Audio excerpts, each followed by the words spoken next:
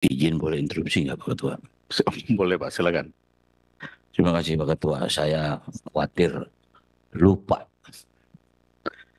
karena dari UI, kemudian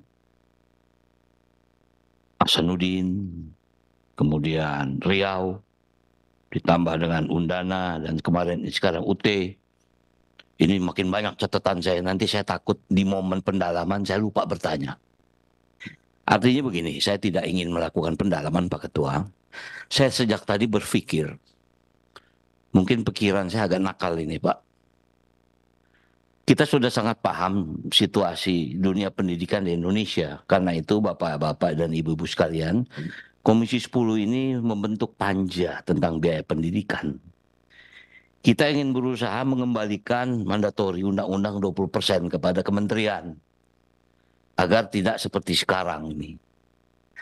Nah, saya hanya ingin mencatat sedikit saja Pak Ketua. Hampir rata-rata, walaupun dengan tingkat kesulitan yang berbeda, hampir rata-rata semua universitas yang ada PTN dan swasta itu hampir di atas 10 tahun tidak pernah meningkatkan UKT-nya. Tadi saya berpikir nakal. Ada nggak di aturan atau di undang-undang bahwa per setiap 2 tahun perguruan tinggi ini diperbolehkan meningkatkan? Ibaratnya sama seperti dengan badan usaha jalan tol. Saya hanya tadi berpikir Pak, tadi saya dengar dari Ibu Rektor Riau, 13 tahun kita nggak naik UKT. Ditambah lagi naik UT, 14 tahun. Saya yakin beberapa kampus pun ini nggak make sense dalam sebuah pelayanan. Oke, tol itu pelayanan transportasi. Pendidikan ini juga bagian dari pelayanan. Sangat sangat nggak masuk di pemikiran saya kalau tidak ada evaluasi per tahun diperbolehkan untuk apa ya? Melakukan peningkatan gitu. Penyelesaian. Saya hanya ingin coba nanti karena begini Pak, ini panja dibentuk untuk kita menyusun undang-undang. Dimungkinkankah? Jadi saya tadi mencari. Ini saya hanya ingin bacakan Pak. Secara khusus pasal 48 ayat 1 peraturan pemerintah nomor 15 tahun 2005 menyebutkan bahwa nah, penyesuaian tarif tol ini bisa diganti Pak. Penyesuaian biaya pendidikan dilakukan setiap 2 tahun sekali berdasarkan evaluasi terhadap pengaruh inflasi. Dunia pendidikan juga mengalami inflasi. Dan peningkatan kualitas pelayanan jalan tol. Dunia pendidikan juga setiap tahun melakukan peningkatan pelayanan. Saya nakal nih Pak. Saya anggap dunia pendidikan sama dengan jalan tol. Karena tadi saya berpikir ada nggak pasal yang menyebutkan. Saya minta maaf, saya kaget. 12 tahun nggak pernah naik UKT, bagaimana mungkin?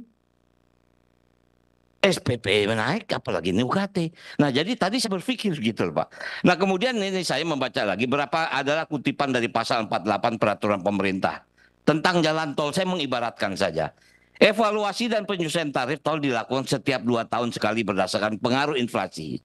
Kedua, penyesuaian tarif tol sebagaimana dimaksud pada ayat 1 ditetapkan tetap oleh menteri. Tapi setelah mendapat pertimbangan kalau di sini Badan Pengatur Jalan Tol Pak Ketua.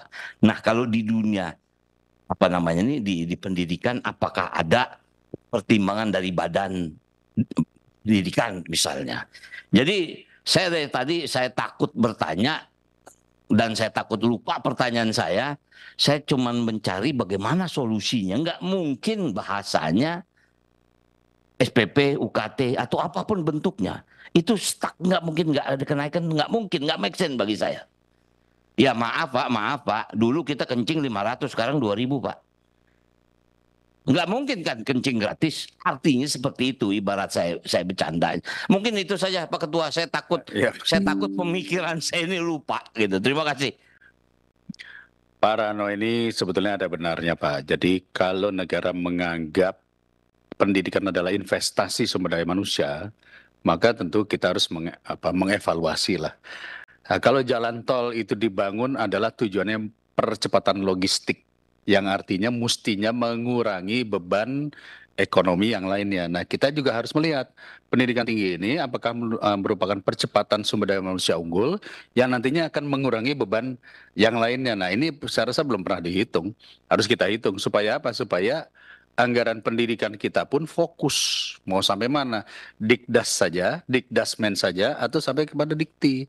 Ini sebenarnya tujuan kita tuh seperti itu. Kita bukan pengen mencari-cari kesalahan dari pengelola kampus, tetapi kita juga harus belajar. Kampus swasta pun bersaing dengan perguruan tinggi negeri. Jangan sampai nanti ke depan ada pepatah yang mengatakan kuliah di negeri jauh lebih mahal daripada kuliah di swasta. Sehingga akhirnya tugas utama mencerdaskan bangsanya tidak lagi di perguruan tinggi negeri. Sebenarnya kita juga pengen mencari bentuk itu ya.